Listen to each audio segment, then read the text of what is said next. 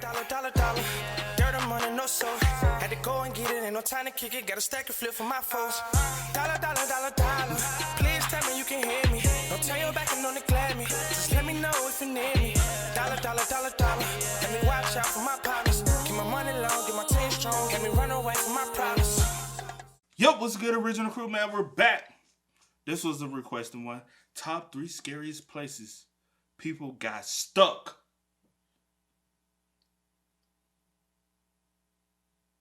Don't get stuck out there. You know you look claustrophobic, so if you get stuck. No, I'm not. You ain't claustrophobic? No. Next time I see 2 big trucks right beside each other, make sure I go straight. That's different. That's not get us through. That's just because a lot of them don't like ran us off the road or almost. Get us through.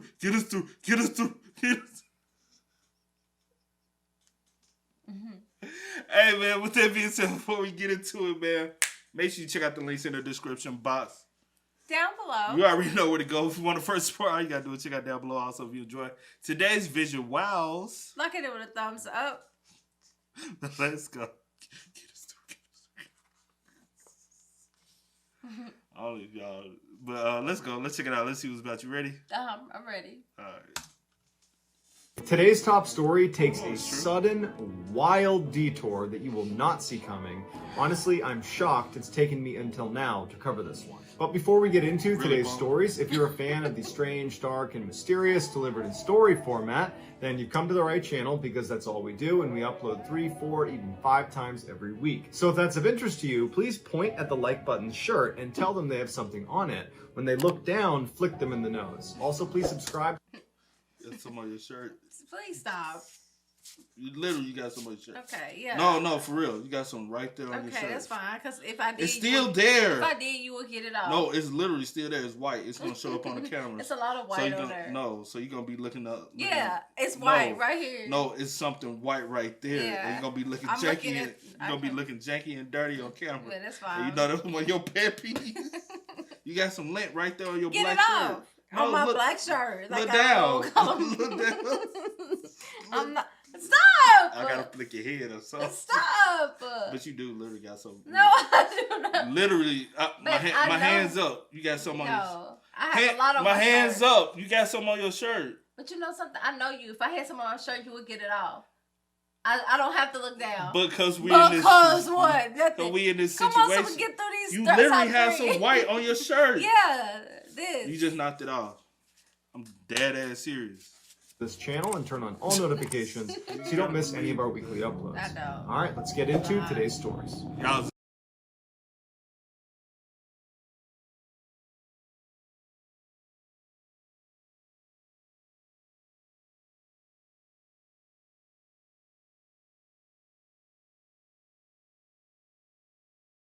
While he was in college at Carnegie Mellon University, Aaron Ralston studied mechanical engineering, French, and piano, and then upon graduation, he moved to the Southwest and took a job as an engineer. But 5 years into his corporate job, he realized he hated it, and so he quit and moved to Colorado to pursue his real passion in life, which was mountain climbing. On April 25th, 2003, Ralston takes a trip to Utah where he plans to explore the Canyonlands National Park. He slept in his truck that night, and the next morning at about 9:15 a.m., he gets up, and it's this beautiful Saturday morning. He hops on his bike, and he bikes 15 miles to Blue John Canyon. The canyon was an 11-mile gorge that at certain places was a... Is this the one where the dude got, nice... Never mind. Narrow as 3 feet across. And so Aaron locks up his bike and he begins walking through this canyon. About 6 hours later at 2:45 p.m., Aaron is right at this section of the gorge that's getting really, really narrow, and below him is about 100 feet down to the bottom of the desert floor. He was going to walk with both feet on either wall because it was so narrow and kind of Spider-Man his way through this section of the canyon. But as he began that maneuver, a huge 800-pound boulder became dislodged above him, and it comes tumbling down, and he barely gets out of the way, but it lands on his arm, and it pins his arm against the wall, and he can't move, and he's suspended 100 feet off the ground, and he's 20 miles away from the nearest paved road. Immediately, he tries to pull his hand free and push the rock off, but it's not going anywhere. And that's when it dawns on him that he didn't tell anybody he was going to be in this gorge today. No one knows he's here, and he's so far away from anyone that can help him, and he doesn't have a cell phone, he doesn't have a radio, he's got no way to communicate with anyone who could potentially help him. Now, the position he was in was not him dangling by his arm 100 feet off the ground. He was able to position himself against the rocks where he wasn't dangling. He was able to sit fairly comfortably besides his arm being crushed. And he was able to use the rock that actually had pinned him there as a sort of table or something to lean up against. And after he calms down a little bit, after a few minutes, he reaches back and he pulls his bag out in front and he starts taking inventory of what he has. And all he had was 12 ounces of water, so just a single water bottle, and he had 2 burritos and some candy bar crumbs. That was all he had. In terms of tools, all he had was this crummy multi-tool. And it did have a little knife that extended off the end. And almost immediately, he takes that multi-tool and begins chopping away at this boulder to try to see if he can maybe crack it and push half of it off. But he's finding out very quickly that it's completely futile. It is not moving. It is an enormous boulder. It's not going anywhere. He cannot possibly break it with this crappy little multi-tool. As the sun began to set, Aaron started thinking really seriously about trying to cut his arm off. But again, all he has is this multi-tool and this crappy little dull knife, and he's thinking there's no way I can cut through my arm. There's bone in there. I can't possibly saw through the bone. And so very disheartened, he puts his multi-tool away and he begins to nurse the water and slowly eat the food and thinks maybe some miracle will happen where over the next couple of days, someone will be within earshot. I can yell to them and they can come get me, or maybe someone will see me when they're hiking overhead. I can just wait it out. But by the 5th day, he had run out of water. He was becoming delirious. He was actually drinking his own urine at this point, and he expected to die overnight. And so with his multi-tool, he etched his name into the rock, and then underneath it, he etched the date he expected to die, which was the next day. And then after that, he put his multi-tool down, and he did have a camera with limited battery, and he pulled that out, and selfie style, he filmed goodbyes to his family. My name's Ralston. My parents are Donna and Larry Ralston of Englewood, Colorado. Whoever finds this, please make an attempt to get it to them. Be sure of it. I would appreciate it. After he was done filming, he put the camera away and he leaned up against the rock and fully expected to die. But he starts to have this really intense dream where he sees himself playing with a child and he's missing his right arm. And he takes that as a sign that he's supposed to chop his arm off and get out of here alive and go start a family. And so he wakes up from this dream and suddenly all he wants to do is survive. And he looks at his arm, which is already starting to decompose at this point, and he thinks to himself, I know I can't cut through bone, but what if I'm able to break my arm clean through? I can take this blade and cut through the break in the bone. And so he began testing using the edge of the rock as a fulcrum to see if he'd be able to break his arm, using the torque of pushing it over the edge of the rock. And when he started to sense it was possible, he took a deep breath, and then he broke his arm, takes his multi-tool, and over the next hour, he would painstakingly saw through his entire arm. Once his arm was free, he couldn't believe it. He actually smiled when he saw his arm still pinned underneath the rock because of his sheer will to live at this point. And high on adrenaline, he climbed the 65 feet out of this canyon with his one arm. He gets to the trail and he runs 6 miles, and he happens to run into a group of hikers. They give him food and water and they're totally alarmed by him, but they're happy to help him. They call 911 and medics arrive. That is Wow. fucking... So I wonder what position. Like, how far are we going? Probably about right here. You can break that bone? Yeah, you have one on I'm the thinking side. of joints. I'm thinking like the joint part. Yeah. Like maybe at the elbow, or maybe like break the whole shoulder. You know what I'm saying? Wrist joint part. I ain't thinking like right here. Yeah, you have. I'll just go. You ain't got no joint right here? I'm not. Huh? No. You have a I know. bone right here. I said joint. There's no joint in the forearm. I'm I'm not saying saying- I'm thinking he would have broke it at one of the joint parts. Like the wrist, the elbow joint. But I don't know where shoulder he broke joint, it at. I was that's just what I'm going saying. off the picture where it That's was a little like. that's a little where- easier to get, you know what I'm saying? Ah. Get what I mean? We'll see. And they save Aaron's life. Following Aaron Ralston's rescue, they went back to retrieve his arm. But in order to move that boulder, they had to bring out 13 park rangers, a hydraulic jack, and a winch, and all this heavy equipment, and they were barely able to move it. And they told Aaron, had you still been in place, there's no way we could have placed the equipment without killing you. So basically, you had to cut your arm off in order to get out of there. There was no other way out. And so for Aaron, I'm sure that felt pretty good to feel like you cut your arm off and that was the right decision. They would take his arm and they would cremate it and give the ashes to Aaron. And Aaron, after having his cremated arm for a couple of days, decided, no, I need to put this where it belongs. And so Aaron went back out to the canyon where he had been trapped, and he scattered his ashes over the boulder that had nearly killed him. In 2010, Aaron's ordeal was turned into a huge blockbuster movie called 127 Hours, where James Franco plays Aaron Ralston in the movie, and it's an incredible movie, albeit it's pretty hard to watch. Aaron Ralston himself said the movie, although it's a drama, is pretty much a documentary because James Franco does an incredible job portraying his emotions and what it was actually like to be trapped underneath this boulder for 5 days.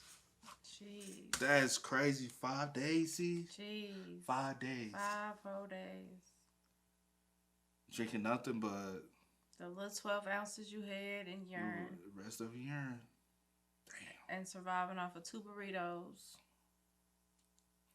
And crumbs. And crumbs. That's crazy. So just to think that, okay, these are my last moments. Let me, give some goodbye, a goodbye video basically to my family. Like, I love you. This is what happened. If you've come across this, please. You know what I'm saying? Yeah. That's crazy. In 1984, 19-year-old Timothy Molar was living at home with his parents in Daytona Beach, Florida, while going to school for aeronautical mathematics. On January 24th, Timothy gets up and begins his day just like every other day of the work week, by going downstairs, having a bite to eat, and then taking his younger brother Frank to school. Once he dropped Frank off, he drove across town to his university where he had class, but as soon as he parked, he realized he had forgotten his bike, and that was something he brought with him everywhere.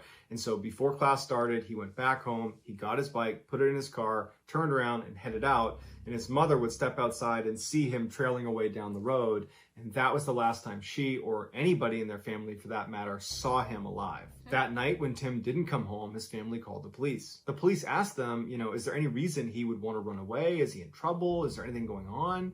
And his family's like, no, he's a straight-A student. He's got lots of friends. He's super happy. He's well-adjusted. He's on a great career path.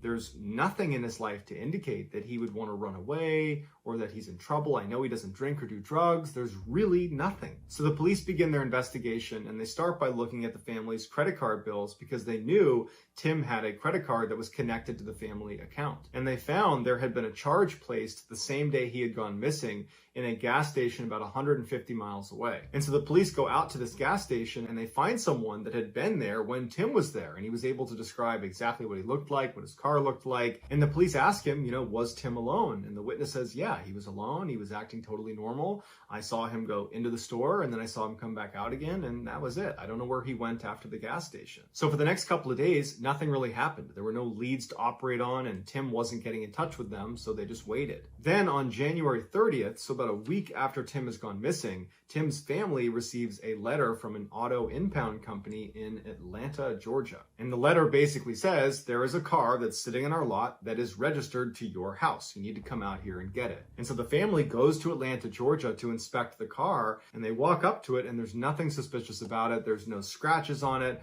The tires are all fully inflated. They look inside and there's no sign of a struggle. There's no blood. There's no debris of any kind. But what they would find inside the car were Tim's credit cards, his wallet, his license, and other items suggesting that perhaps Tim is trying to ditch his old identity and start a new one. They also noticed a few very expensive items that they knew were always in his car were now missing. His car stereo, his toolbox, and his bike. Tim's family stayed in Atlanta for a couple of days thinking maybe Tim will return to this car, but After a couple of days, it was clear that they weren't doing any good sitting there, so they went back to Florida. When they got back, they looked inside of Tim's room a little bit more closely, and they discovered that none of his clothes had been taken. There was no suitcase taken.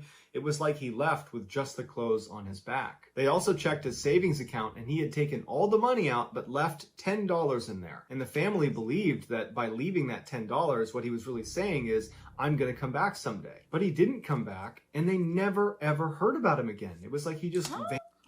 Or to keep it open. I was like, maybe someone closed, but... So it won't send a red flag, and they won't get a notification in the mail that their account had closed. That's closed, yeah. So that's the reason why I said the $10 probably was there. Not that it's a possibility of him coming back. He just didn't want y'all to get alerted that he closed his savings account. Oh, why? Not the $10. I'm saying why to everything else. Like, what could have possibly... Could have went through a psychotic... No. Well, yeah, because he could have went through a psychotic breakdown, but I tried to presume, like, when he interacted with everybody... I don't know. Okay. It still seemed normal, but still be trying to run away from something. Because I'm just thinking, like, if you had all this maybe planned, or whatever the case may be, then why go back and get your bike? Like, just wherever you was going. Well, because he was going to ditch the car, so I need the bike. But then the bike's still in the car, so you're not even using the bike. The radio's missing. Wallet's still there. My credit thing, cards. or are you trying to fake like you were kidnapped or fake? You get what I'm saying?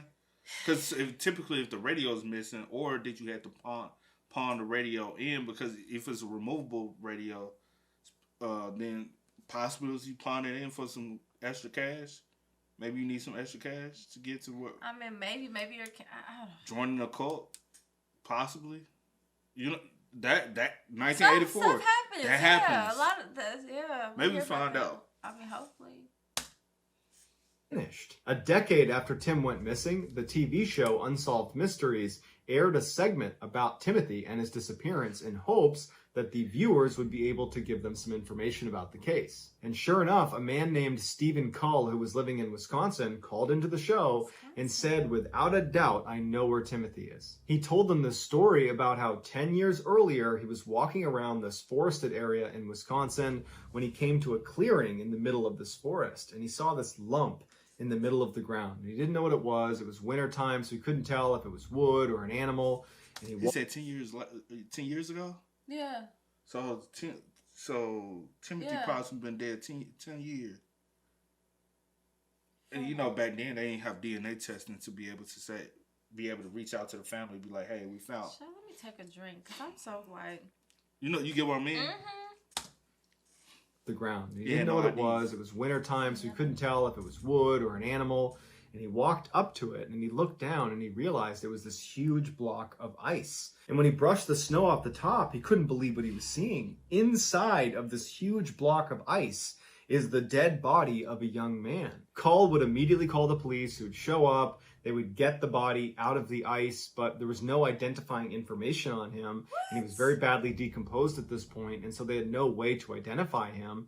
And so he was buried and he was unclaimed. But from the second Steve saw that dead body in the ice, that image was seared into his mind. And so when the TV show Unsolved Mysteries put a picture of Tim up on the screen saying, if you've seen this guy, let us know, Steven's like, oh my gosh, I recognize those clothes. That's the guy who was dead in the ice block. And so the police go to Wisconsin, they dig up the body that was inside of the ice, they do a DNA test, and sure enough, it's Tim Molnar. Even though Tim's body was almost completely skeletonized at this point, the coroner said there's no sign of trauma to his body, none. However, they weren't able to determine a cause of death. To this day, we have no idea how or why Tim wound up 1,200 miles away, frozen inside of a block of ice.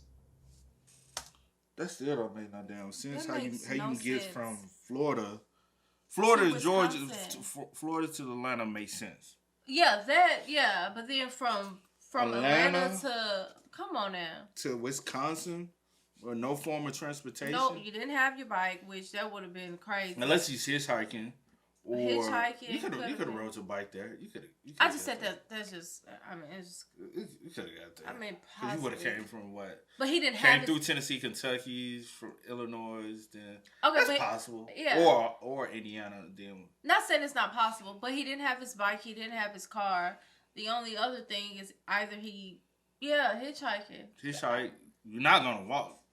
Well, you can. You can ride your bike. You can walk. You can walk that far. I mean, that's hitchhiking. So yeah, like walking into it, and then hopefully somebody pick you up. Yeah. But that's it's just like why, like what were you doing? You know what I'm saying? What happened? What led you to? He was headed somewhere. I do know that for a fact. And is there a possibility he slipped into the? It had to be like a lake, right? For him to be in a bottom. So did he possibly slip and knew nobody was around? So nobody can help him out. I mean, with that, that's possibly what happened. Drowned, died, because you at this point couldn't determine the cause of death. Yeah, true. Like with that situation, 9 times out of 10, that's possibly what happened. But it's just like the why before. For you to even be there. How did, I wonder, did they reach out to any like classmates, any friends, any contacts that he had, whether he had a girlfriend? Like was something going on that the parents were unaware of? Yeah. Or has he been talking about something or going somewhere? Did he possibly have a diary? Did he have notes written anywhere? Yeah. Like, because nobody just switched all of a sudden overnight and nobody knows or picked up on anything, or he hadn't. Typically, he could have possibly not said anything to someone. Yeah. That's a possibility, but for him to just vanish and nobody seeing a sign of a swift change of judgment or action, it's not normal, Yeah.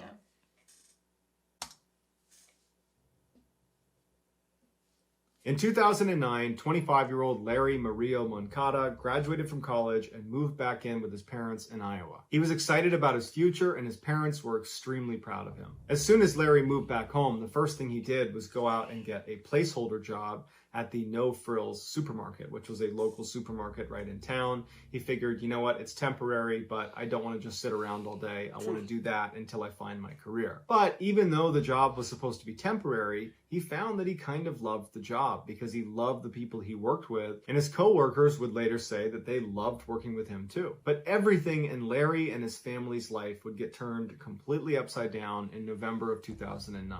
On November 26th, while a blizzard raged outside, Larry and his family celebrated Thanksgiving inside. After everyone was done eating, Larry told them that he actually had an overnight shift at the supermarket. And I don't think his family knew he had this shift. So they were like, oh man, do you really gotta go? The weather's so bad. And he's like, no, I gotta go. I don't mind. And they're like, all right, well, hey, sorry you gotta work. And Larry walks outside and goes to work. The next morning when he came back from that shift, his mother would say something seemed off about him. When he came inside, he was very disoriented. He didn't really know where he was. And his mom's trying to tell him that everything's okay. What's going on? Did something happen out there? And this is when it dawned on her that he could be having an anxiety attack. Just a few years earlier, Larry had had a whole bunch of panic attacks and he was really struggling with anxiety. And it wasn't until his mom made him go to the doctor and put him on medication that he stabilized. But at this moment, she didn't know if her son was on any medication or not. So just to play it safe, she said, hey, let's go to the doctor and have you looked at. You don't seem well. So she brings him to the doctor, and the doctor quickly prescribes Larry an antidepressant. They go and fill the prescription, they go back home, and Larry takes one of these antidepressants. Are we not looking at maybe something happened while he was at work? If he was at work, he did an overnight shift, did he possibly slip, hit his head?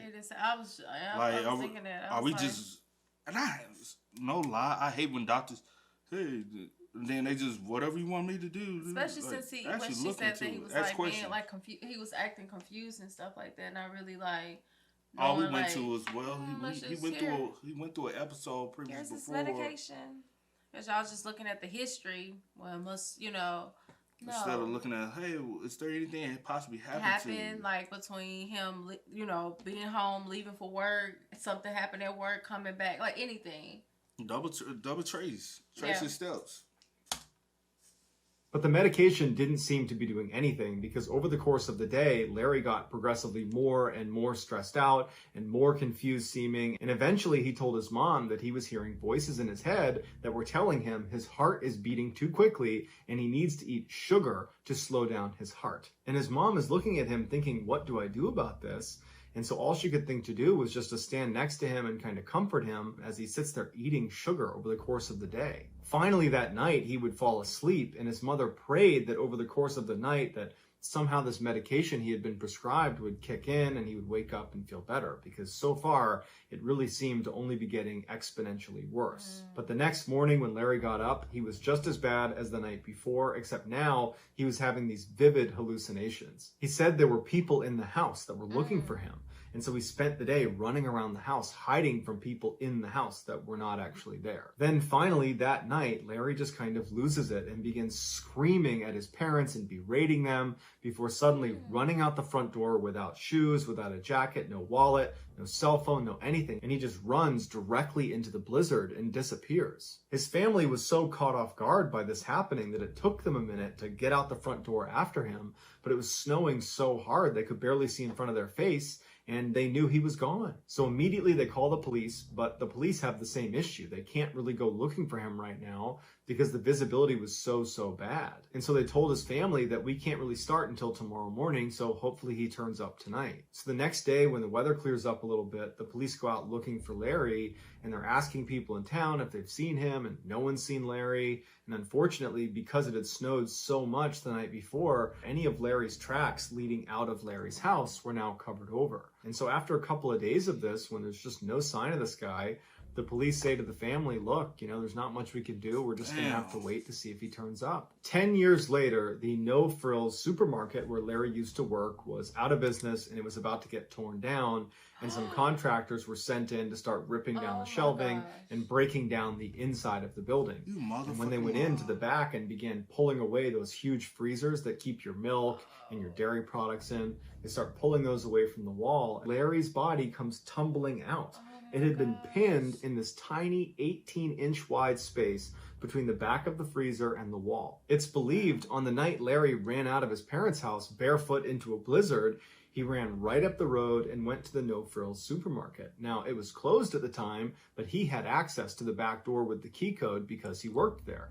And so he went inside and he climbed on top of the freezers, the section of the freezers that jut back into the space that no one in the store can see. And he climbed on top because on top of there, all the workers would kind of congregate up there. It was like a little clubhouse where the workers would avoid the managers for little pockets of the day. And so Larry probably climbed up there because it represented a really happy place for him. And when he got up there, he must have somehow tripped and fallen into the tiny 18-inch space between the freezer and the wall. Wow. Investigators believe there's no way he actually got hurt when he fell into this little space. He got wedged in there, but he wasn't harmed.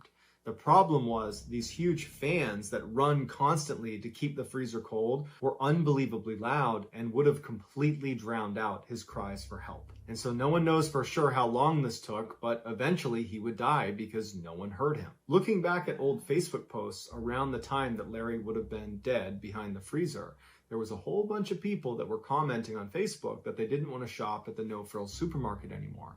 Apparently there was a really bad smell coming out of the back freezer. So that's going to do it, guys. If you found the secret in today's video, in the comments section, tell us what it is and at what time we can find it. And the first person to do that. So you mean to tell me, all them years, nobody investigated the smell? 10 whole years.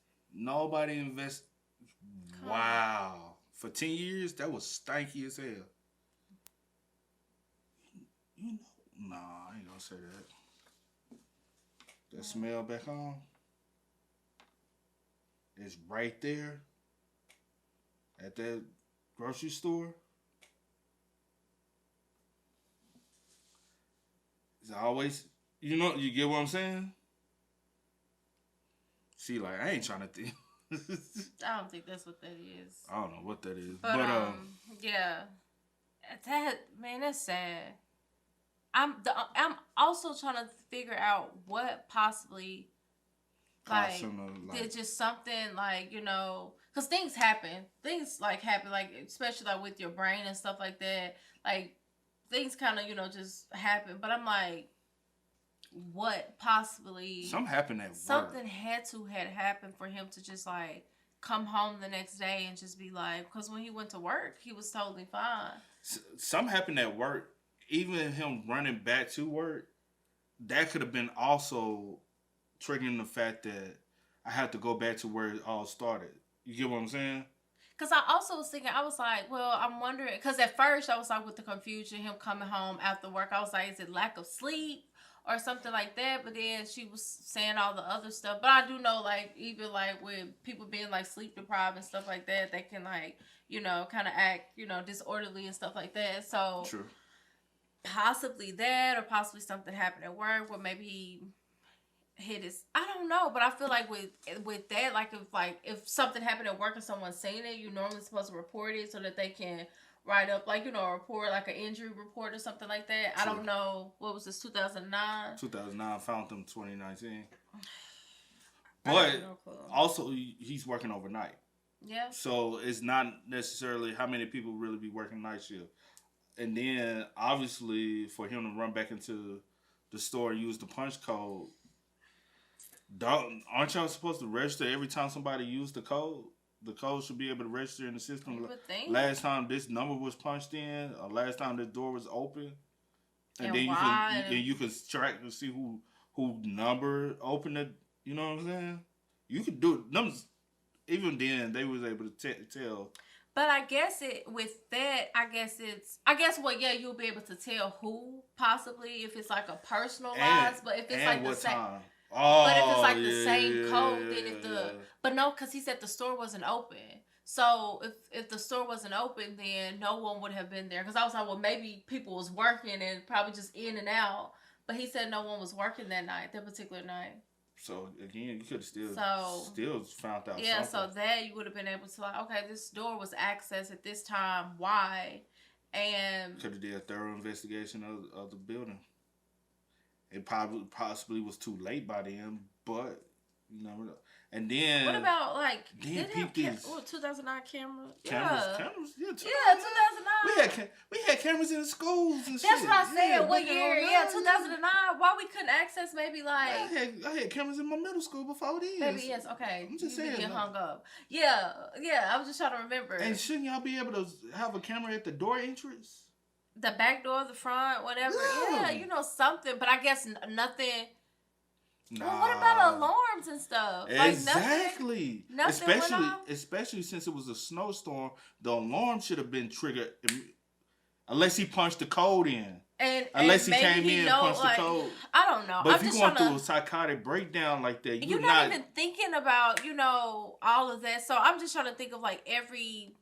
I don't think they properly investigated the situation 100% though. Because even with the smell, being inside the store with that smelling like that, I know that was bad. And the employees typically hung out. I know y'all. Come on, man. You ain't just something stinking. Just year after year after year after year after year. Ain't nobody be like, bro, why does it stink? And then if you trace the smell, you be like, it really stinks over this there. Area. It's stronger over there. Even though the whole spot, you can be and really track it down. Like, I don't know. I just feel like, and then move some shit around. Be like, oh my. He could have been found way sooner. Yeah, he could have been found, regardless of the fact that maybe if he was found, deceased or alive or whatever. Don't know that part. Yeah. But it's just the fact that 10 years later, after this store is closing and people are going there doing construction, now the family is like, he's been here the entire time. Especially if I'm shopping at the store the entire time my son is trapped behind. That's what I was going to say. Imagine how many times the mom actually went into that store to shop, and her son is in this store. Dead, deceased. Corpse riding. Like, I don't know. And if it weren't for the fan, it probably would have ridden even faster. Even worse. I wonder what kind of condition was the body in. 10 years exposed? I understand it was the fan right there, so I get it. Kind of keeping it, but it can't keep it cool that long. You get what I mean? And to just imagine That's sad. The suffering you go through. That's so. Because you don't, he didn't die. I can only imagine, yeah. And he didn't die 24 hours, 48 hours, even 72. Some people last longer than that. Some people last longer than that. So it took him a while to die. He's screaming, and y'all just walking back. No one just hears imagine if this is a hangout spot up here, somebody hung out up there while he was dying, and he was still alive. But you know, a lot of people. But hey, man, y'all spam us up in the comments, man. Let us know y'all thoughts about it in the comment section down below. This was the sad one, man. But as always, y'all know how it goes, man. I do go by the name DJ Kid and Sis. We are. We are. Go and get it, ain't no time to kick it. Got a stack of flip for my folks. Dollar, dollar, dollar, dollar. Please tell me you can hear me. Don't turn your back and don't neglect me.